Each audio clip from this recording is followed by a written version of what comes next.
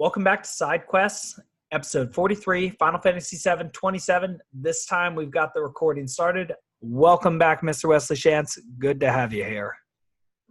Yeah, it's good to be back this fine Sunday afternoon. How's it going?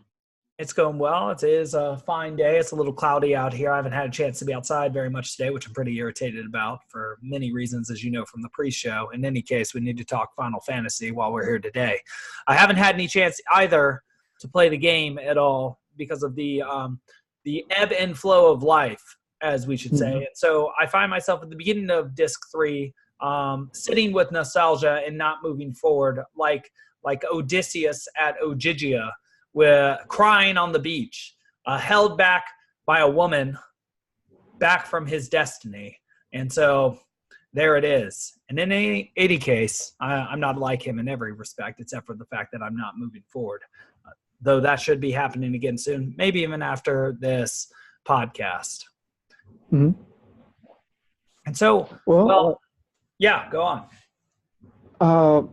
Given that he's rescued from that by a divine intervention, is it sort of a matter of having enough help from outside that gets you out of nostalgia, or is it something that you can tackle sort of within yourself? I guess it's a way of, it depends on the way you interpret that divine messenger, right?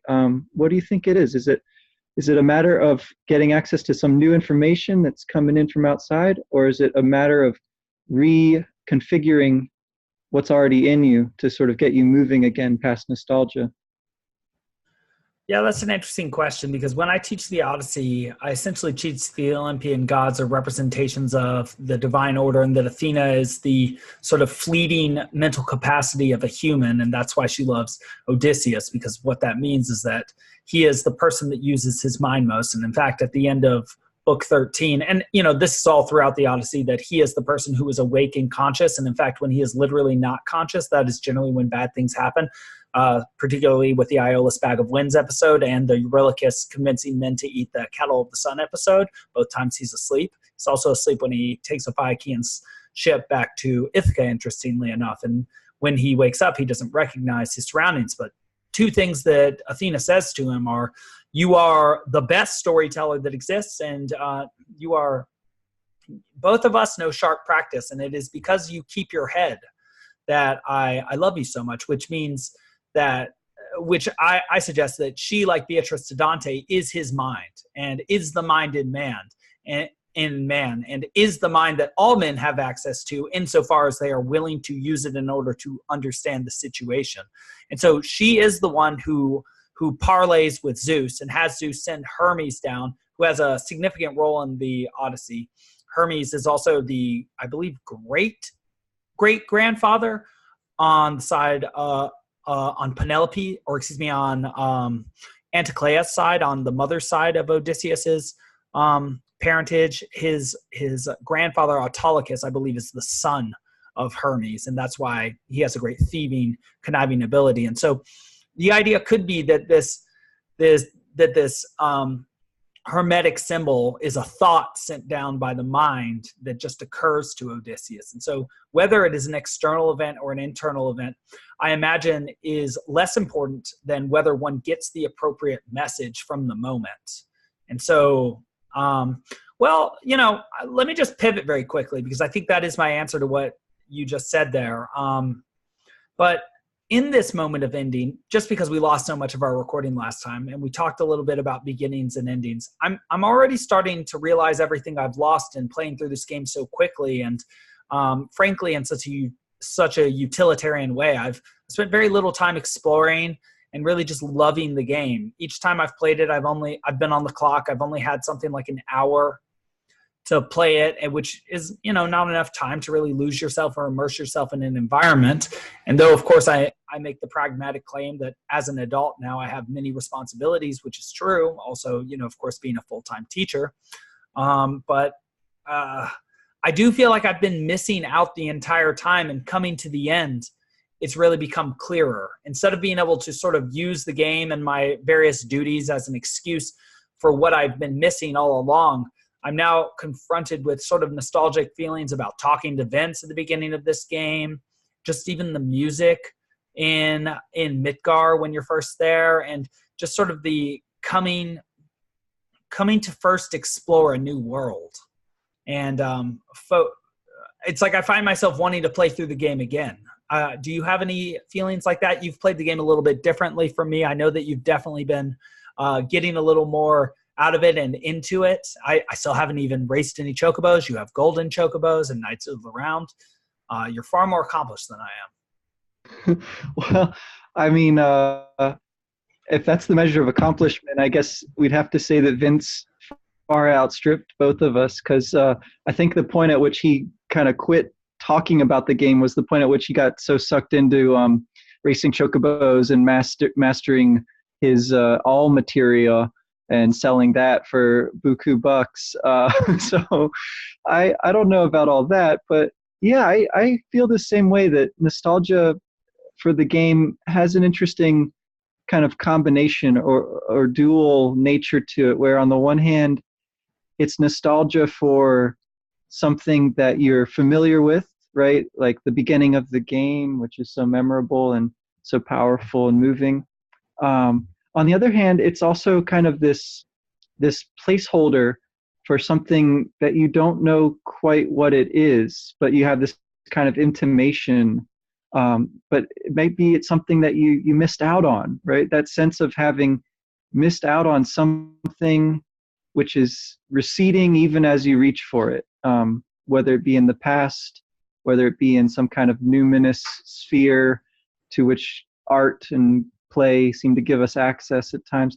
At any rate, it's this kind of yearning, for that which you can imagine and can't quite realize. And I think that video games, certain games, that is, have a particularly powerful kind of representation of that, not just in terms of the story, but in terms of the form itself. Like it tracks your time in the game. You can see how long you're playing because the clock is always ticking on it, and you can go back to some parts of the game, but to others you can't return. The Sector 7 is crushed. You cannot go back there once it's under the plate.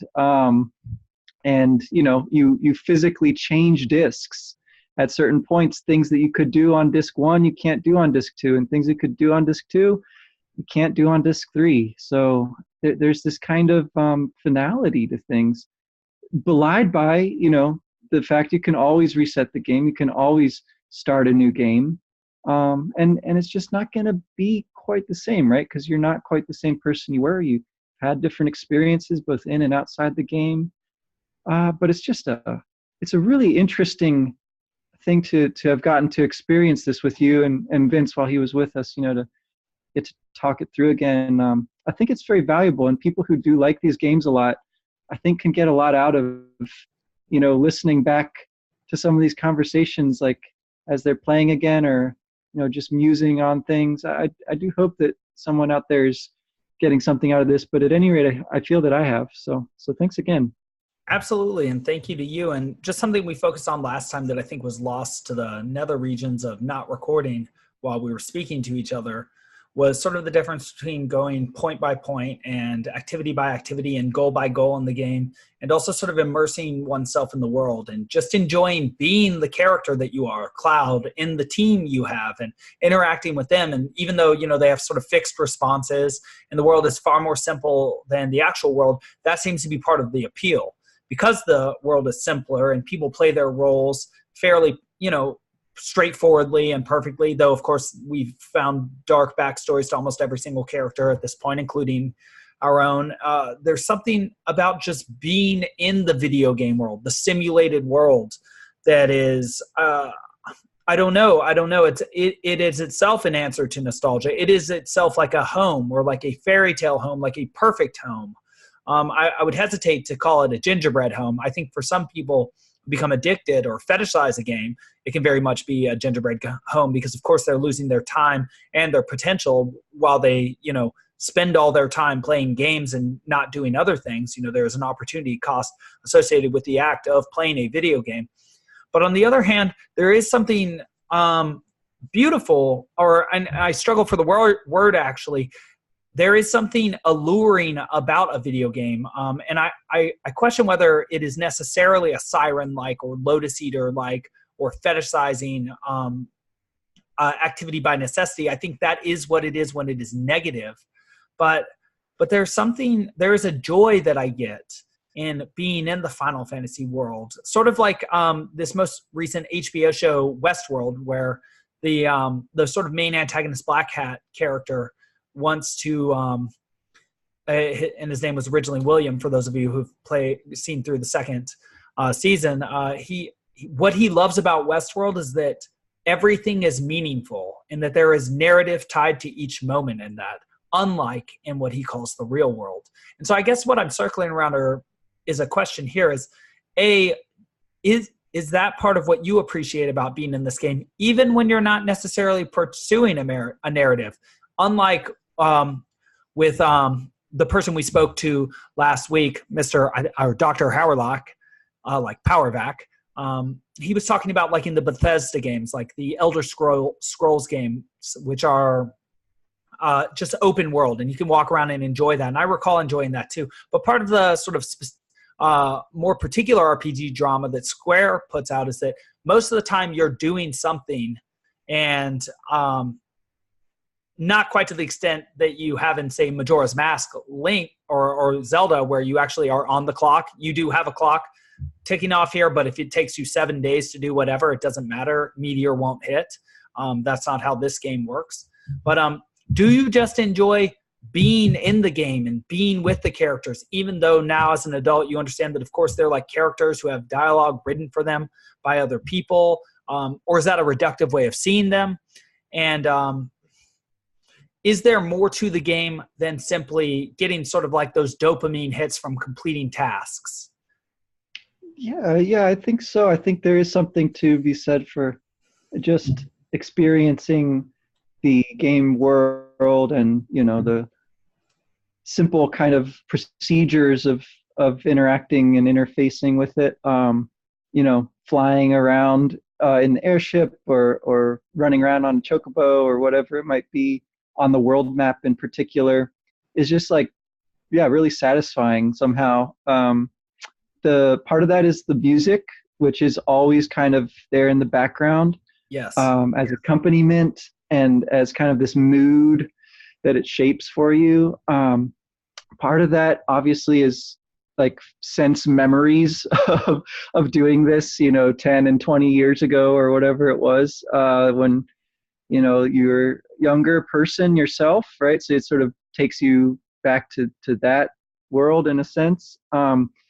And at the same time, the way that you sort of saw the world when you were that age is kind of represented in the game. The colors are brighter, the distinction between good and evil are sharper, the clarity of your purpose is evident and interesting, in the ways that it becomes delineated for you in the story, and everything that you do progresses the story. Yeah. Even if you don't do anything, your character, except walk around, your characters are going to get stronger little by little. And that's going to help you down the line to defeat boss enemies and progress the story, So there's kind of a sense in which you are immersed in the time frame of the game. Like the distinction you make with Majora's Mask is very interesting because their time flows in a way that's sort of like real life. No matter what you're doing, time is ticking, right? In this game, it's sort of the opposite. Only when you do things does time in the game move forward. Right. The dramatic example of that being, at this turn of disc 2 to disc 3, you have some storyline that happens because you beat a certain boss or whatever. You actually see time go from one day to another, and that very significant night that Cloud and Tifa spend together, which is kind of endlessly hilarious and poignant to think about. kind of kind of at the same time. But anyway, yeah, like you said, no matter how many times you fly around the world, meteors really no closer to hitting until you go and actually progress the story, so to speak. Well, so what do you think about that idea that the world does not change around you unless you progress the narrative yourself? Do you think that that is a better representation of how time actually passed for humans, that it's not so much that we exist in simply physical space, that we exist in sort of meaningful space? And I would connect to that question the notion of, say, being in the desert from Exodus, sort of those times that pass that take lots of time. Also sort of Beowulf, if you read that story, the times of peace that take so much time but only occupy a half page in the story. What do you see to what the game is portraying there about actual human life, primary world life, as Miss Sarah Miller would say it? Do you think that sense of progress does not come simply through time? Obviously, we age and die, and regardless of what we do, that will happen, and sometimes that will happen much faster because of what we fail to do. But do you see? I mean, do you even see us as humans as part of a grand narrative? And that insofar as we sort of link in with that and help progress it, we live a meaningful life and see sort of a change in the world because of that. Do we have to make the changes in the world that we see? Yeah, absolutely. I think there's a lot to that. You reference Beowulf, and as you're talking, and the Exodus story, the sort of desert, the waste. I was thinking back to your Odysseus example from the start. Yes. He's stuck on this island. He's not moving. In a sense, time isn't passing for him, right? And he's been practically forgotten by the quote unquote real world, and I think that the sense in which our grandest narrative possible, that in terms of which our life has meaning, some internal sense, it has eternal value or something, that would seem to suggest that it is through your actions, possibly your beliefs behind them, that your sort of eternal story takes shape. That which is going to be beyond time or transcend time as we experience it, that is going to take shape in the way that time flows within these kinds of stories based on things that you do to progress the story. That might be like a little bit of a stretch, and it'd be a little hard, I think, to parse out exactly in what sense art is imitating life, or art is imitating the afterlife, or whatever there. But I kind of feel like that's how dreams are too, and many times playing a game has this kind of immersive quality that a dream might have too, or listening to a story, where you have this pause in the narrative and you drop through the layers into a whole other story. I think Ava Braun writes about this with respect to Odysseus's scar, right? Where it's a thing that mimesis, that great text about criticism, I think it's Auerbach who talks about it there. The same image of the scar that just it just plummets you through the sort of surface level of time into this kind of mythic storytelling time where things matter because they happen, and not because you're sort of sitting there and time is passing. It's like stuff means something.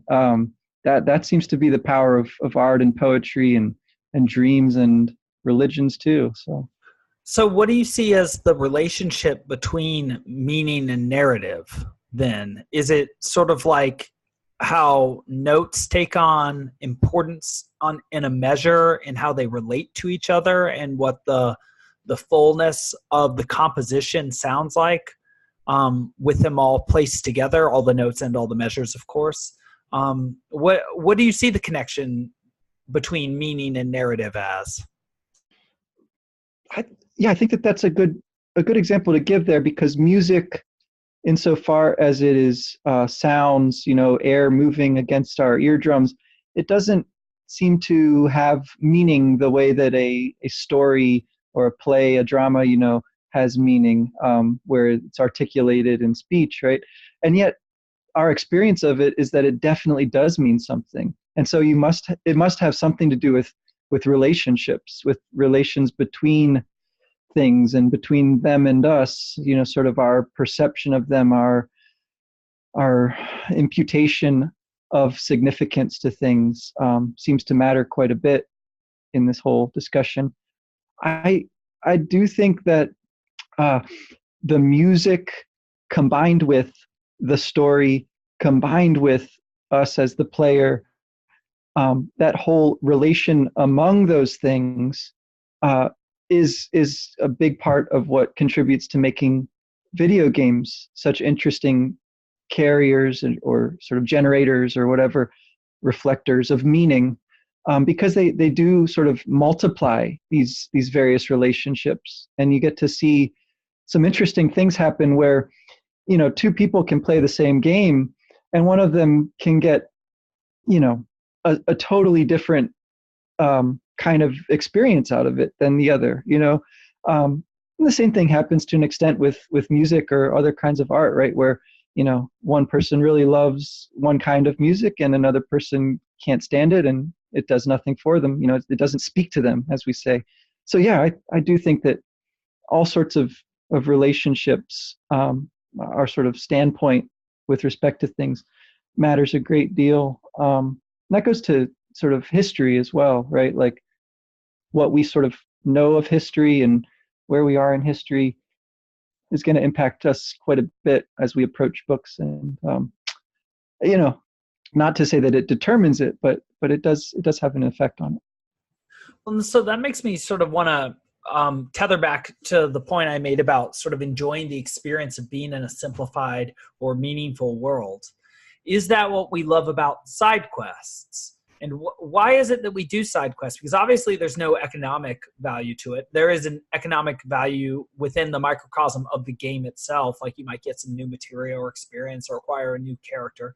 But obviously if the opportunity cost is between, like, say, doing a side quest in this simplified video game world and going to, like, say, exercise or eat a good meal, or, even develop a human relationship, which of course, you can do that in sort of online games to some extent, but not in this sort of game, unless you're doing what we're doing and playing it alongside each other, which is interesting. But what is it about? What is the relationship between a side quest and narrative and meaning that makes side quests enjoyable and meaningful as well? I mean, I think there's a few sort of aspects to it. Well, on the one hand, there's simply the desire to, like, win, and like complete every task that's set before you.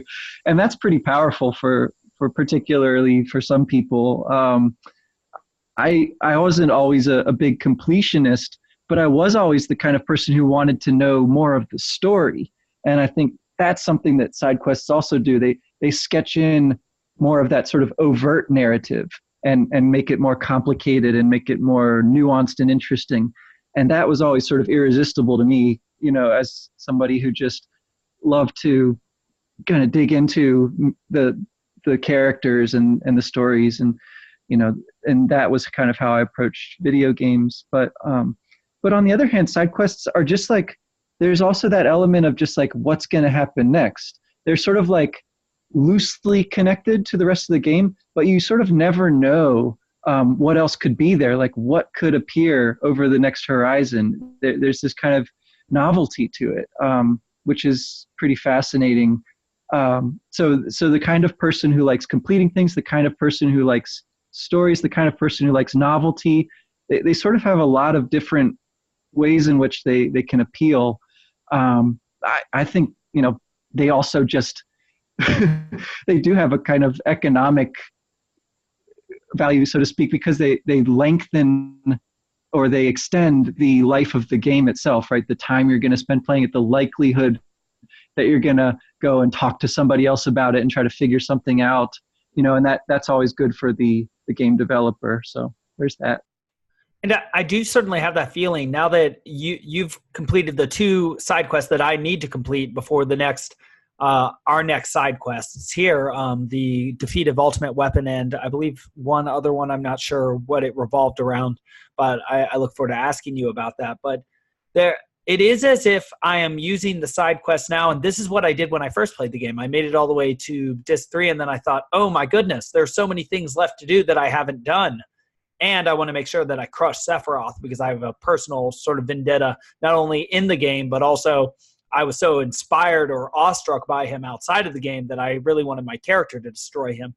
But there's this feeling that with the game almost over, it's an artificial way of sort of keeping the game alive, like extending the life of the game, extending the time that we have to discuss this game in order to reveal something additional to us. So I guess I wanted to ask whether that's already me giving into nostalgia, sort of artificially extending the life of the game by pursuing side quests rather than the overarching narrative.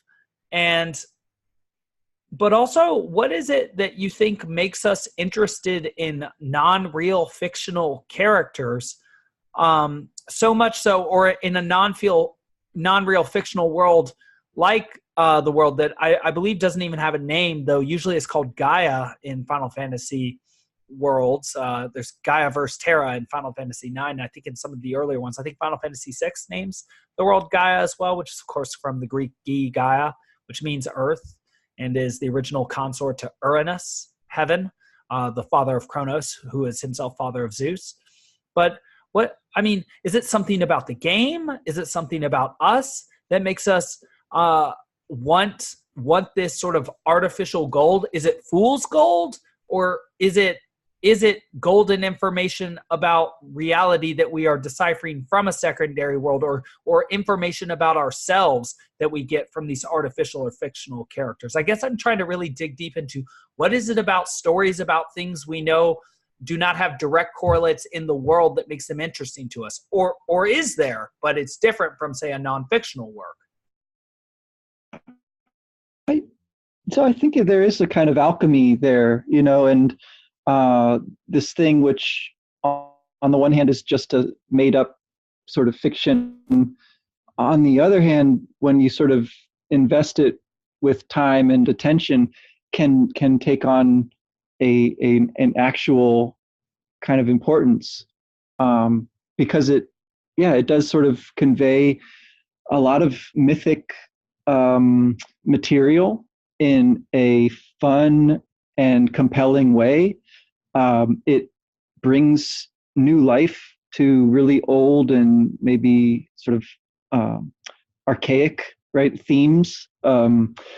If you're sort of looking at this point in the game in particular, right, you've got the weapons themselves sort of embody that, like that earth power or whatever, right? Which is also sort of divine because it's so grand and so terrifying. And when you defeat Ultimate Weapon or Ultima Weapon, I forget which one he's called. He crashes into the ground, forms this huge crater, and that allows you to reach a place that's called the Ancient Forest, right? And so that's the other sort of like little side quest here, which I think sort of it's like a lost world kind of place. It's where ancient plants and animals have been sort of isolated from the rest of the world, and that sense of ancientry, right, has been a big theme throughout the game. Ever since we first hear the word, and Eris, realizes that she is one of these ancients, right?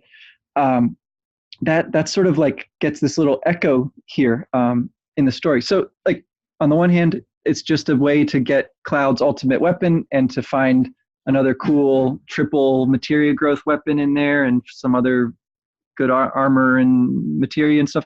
On the other hand, it has these kind of valences, these echoes of really, I think pretty profound, like mythic, or scientific even, sort of thoughts and information, yeah, which might well be revealed as gold. And so that just makes me think, because you were talking about the mythological aspects of this game, as well as the fact that we are coming to the grand finale and we're fighting enemies called Ultima Weapon, receiving our ultimate weapons. We are, of course, attempting to save the world. And these seem to be about the most epic motifs possible, while also taking revenge for our now dead friend Ares. Things are deeply personal as well as sort of objectively meaningful, which must make for quite the meaningful moments for Cloud. And yet, all the characters at the beginning of Disc 3 have to decide whether they just want to give up too, which is an interesting way of looking at the world. But it makes me want to ask this question, which was very poignant to me at the end of Final Fantasy VIII as well. The game ends ostensibly if we win, and we're still fairly young people. Cloud is, I think, something like 21 in this game, not particularly old. I think he was 16 when he tried to join Soldier, and it's been 5 years since then. Tifa's about the same age. Barrett and Sid, I think, are the oldest characters, and Barrett's some like 35, just a little bit older than we are now. And what does it mean that the narrative doesn't comprise the entirety of the life of the characters, that we only have this snapshot into them? Does that tell us something about what we value as humans? Does that tell us something about how a human life is lived? Does that say something about how precious stories are and the potential to live them out, even though, of course, terrible things can happen during them, like, your love interest, Ares, a beautiful soul, dying? Yeah. The sense in which, like the original drama, Aristotle talks about like the unities of time and place, right? Being limited, much more so, like to a day or whatever, in the life of the characters. Whereas here we see, a certain amount of time pass, but yeah, certainly not like a lifetime or something like that. Instead, we sort of see this like crucial turning point in history, which is held up for us, right? Because that's what sort of generates the most storytelling weight or something like that. And when you get to this point in the game where the story is almost over, there is a kind of like, I don't know, sense of pulling back from that. Like, I never beat a lot of video games. I would get to the very end and then I would just stop playing. Yes. I did that with Xenogears. Yeah. Yeah. And I think that's sort of what the game is maybe talking about a little there, where it sends the characters home, to decide if they really want to press on. I think the player undergoes a certain amount of that feeling as well.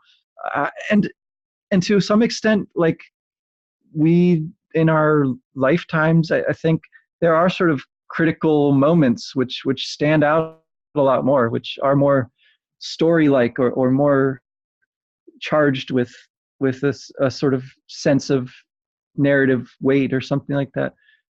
But on the other hand, the appeal, I think, of getting to see the full story, is also very powerful. Like, you want to see what happens. You want to see how this ends.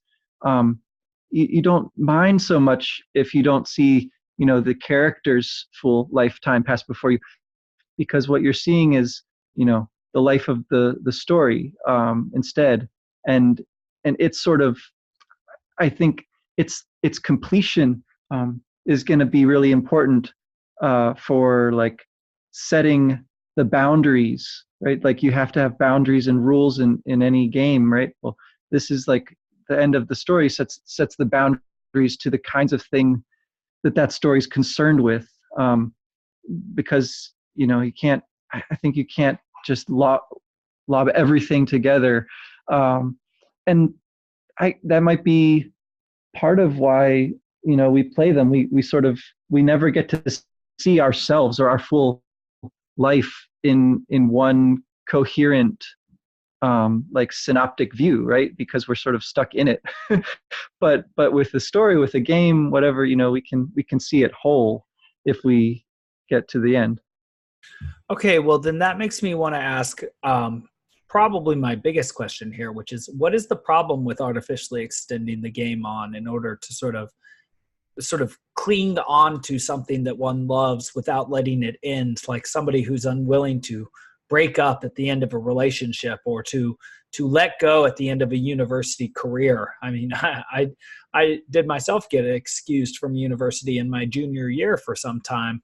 And I wonder to what extent that comes from the same sort of personality flaw as my never beating Xenogears, which perhaps we'll play next. We really need to discuss whether we're going to go to the Zelda route or stay with the PlayStation. I think that's very interesting. But what then is the value of sort of letting the dead bury the dead and putting things to rest and finishing one story? Is it that we get to move on to the next story and see in more of its glory the great chain of being that is maintained by narratives, old and new? What is the value? What is it that we are missing that is even more important than continuing to stay in one world that we get from finishing the narrative in one and moving on to the next one? What is the value of moving on, Wes? Yeah, no, just to pick up, I mean, I think that's a really good question. To pick up on the tangent there, kind of buried in there, I do think we should play Majora's Mask or Ocarina of Time next, just for a different kind of game, For sure. But I do, yeah, I do also want to play Xenogears at some point for sure, and talk about it. I to the bigger point. I mean, I think they're related, right? Though, yeah, I think you have to let things go, because, as I said, like, insofar as you're participating in them, they aren't whole. They aren't quite complete, and that's, I guess, the nature of our participation in things is to kind of interfere with them and complicate them, and if what you want is to get to do that, then that's an option, I guess. Like, you can sort of endlessly tinker with something and endlessly repair or add on to it, or whatever it might be, right? But when you do that, the thing itself never gets to, have its own kind of end. It doesn't have its own, like, boundary or its own purpose in a way either. It's always kind of stuck, and you're stuck in it too. So I think, that's a question that's very difficult to answer in kind of an ultimate sense, because, like I say, we're sort of stuck in the world and we don't get to see the world from outside, and as much as we might try to imagine what that would be like, but we do in terms of games and stories and art, right? Like, we can, step outside of them. We can completely forget about them or ignore them if we choose, or or if that's just the way it goes. And they get to have sort of their own being, which is, I think, like, that kind of integrity of the thing is a big part of it. To get to sort of, like, I don't know, there's a real enjoyment that I get at thinking about like concerts that I've been to, or books that I look at around my bookshelves here. Like, they're just kind of sitting there, and I could pick them up and read them, or I could go and listen to that music again. But in some way, it's like it's its own thing, right? It's whole, it's complete, but it's also lodged in my experience, and has contributed to the work in progress that I am. So I feel like there's definitely something to be said for both sides, but there's, I think, more to be said for just putting the finishing touch on a work, on a game, and getting to kind of let it go. Yeah, and that makes me want. I mean, that makes me think that artificially extending anything is to some extent evil, just because of the opportunity cost one misses. One misses the unity of the experience. One never completes the experience. And thus, if it's, not breaking up when one should or getting back together, one never experiences the fullness of losing somebody, right? Or even if you never put to bed the idea of somebody and always keep their memory alive in a ghost-like fashion, you never have the experience of really putting them to rest, as Cloud mentions on the high wind when he gets back, when he's talking to Barrett about his motivations, and Barrett is talking about his motivations, and they're really sharing quite a beautiful moment, right? Barrett is saying, I know I wanted to save the planet and all, but really I wanted to get revenge on Shinra for what they did to my city. And I know that I killed a lot of people and I didn't go about it in the right way. And where Cloud is also leveling with him, and I like that expression, leveling with him, saying, I said I wanted to save the world from Sephiroth, but really I had a personal score to settle with Sephiroth, for attacking Tifa, who, I was so attracted to when I was young, and burning down my city, obviously. It's like I have an emotional attachment to this. I have a real attachment to this. And that just makes me connect to the idea of Limbo and Dante's Inferno. The four epic poets who are there, Luke and Horace, who's technically a satirist or a satirist, Virgil, Homer, and then later Dante. And sort of why is it that these poets who tell these great stories are in limbo? And limbo is a word we've used before, like our limbic system, or like something liminal. It's something on the boundary of something else. So it's the boundary zone of hell. So it's not really hell yet, but it's definitely not heaven. It's a place of no progress. And so I wonder to what extent the idea that Dante is putting forward there between the pagan tradition and the Christian tradition is something like what we figured out around 33, 34 BCE, or around 70, or excuse me, AD CE, or 70 CE or so, when many of the Gospels started to be written. They're usually timed around that time. Is that you can't just always be retelling the same story, or that a true story or a good story or the story of humans is a story of making some sort of progress in the narrative. I'm circling around this, and it's very vague to me right now, so I'm hoping you can see something there. I wonder if that's also the difference between trying to hang on to something that you should finish and sort of moving forward, and having perhaps the idea is that without moving forward, you show that you lack faith or hope in the future, or you fail to produce the next step in a narrative that would, I don't know. What do you see, Wes? It's very unclear to me at this point.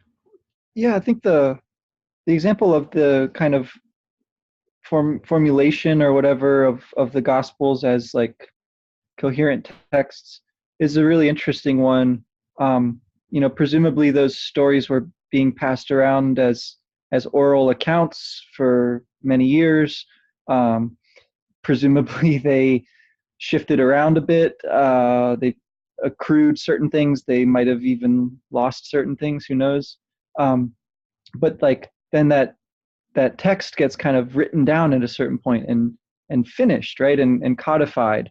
And it's a story about sort of like the culmination of divine history or something, right? Like it sets a seal. I think that's the term that Islam uses, right? Of Muhammad, he's the seal on the prophets. So they have the same kind of notion, right? Like this is the culmination. This is the moment when the divine sort of interacts with the world of history of mundane time or something, and like once you have that kind of story, things become, I guess, a lot clearer for you.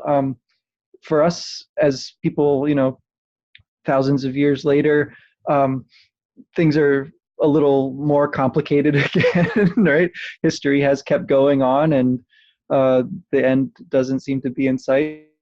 But on the other hand, right, insofar as we can sort of sit with and just like delve into that story, whatever the source of it might be, on its own terms, as a whole, it does have a kind of perfection, right? And people, really live their lives according to those stories still to this day.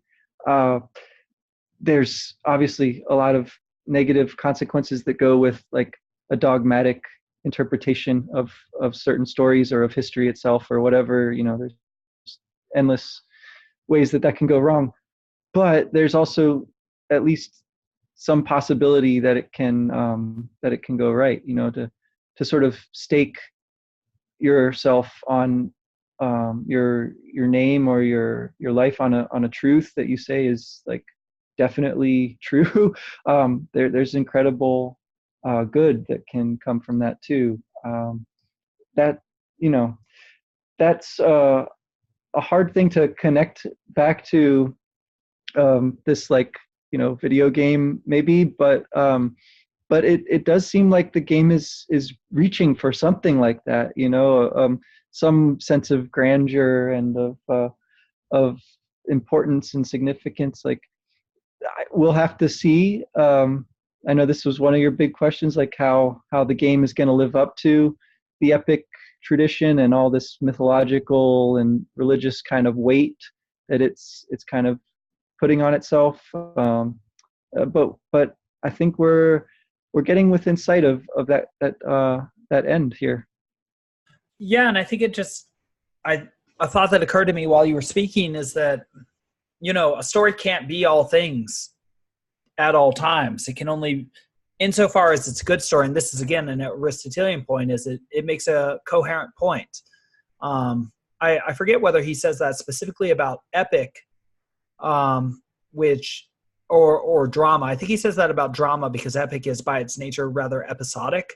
And so I guess we can question whether this is a drama or an epic by Aristotelian standards at some point. But it seems like what makes a story best, and this is something that Sephiroth sort of misses out on, is not artificially extending itself throughout time eternally in order to acquire all things to itself, but to make a point, a unique point, to be a meaningful instance in time that people can relate to. And that insofar as someone's life partakes of that sort of narrative force of being something interesting and informative and meaningful within time, that's what makes, a life purpose filled as well. So it's almost as if that's a major difference between an antagonist, typically defined like a Lucifer or a Sephiroth, who tries to be more than they are, and a protagonist who tries to play their role extremely well. And, honestly, that does seem like a humbler goal, also a more realistic goal, and also ultimately a more helpful goal if the beings that are going to be reading your story and connecting to you are other sentient humans. Yeah. I think that sense of posterity, right, of passing on that story, that's another really important element of getting to the end of it, right? You can't very well pass on something that you don't know the end of yourself, right? At least in some sense, you got to have some sense of at least where it's heading, to pass it on and to allow for the next audience or whatever, the next teller to add their piece to it and add their contribution. And then that transmission, I mean, as teachers, that's really important to us, I think. Yeah, you can't have it all, but perhaps you can have something. So, okay, final question, easy question here, potentially. You always tricky, always a snake in the grass when somebody says something's easy.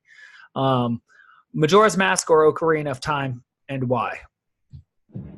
I would prefer, I think, Majora's Mask. I think it's got a little bit deeper, kind of less conventional story to it, which might be interesting to talk about. Partly, one of my good friends, Ben, has wanted to, talk about that game for a long time. So I'm trying to get him to participate in that endeavor with us as well. I don't know if he'll have time or maybe just a little bit, but there's a bit of a selfish motive there for me as well. But yeah, I would say Majora's Mask.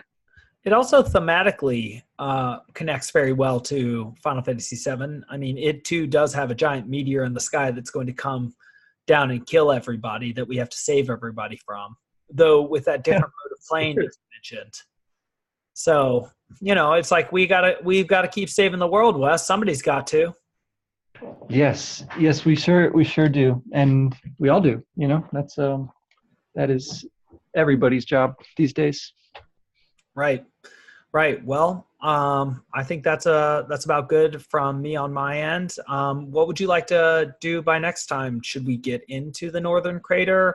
Should we the game? Should I race a chocobo?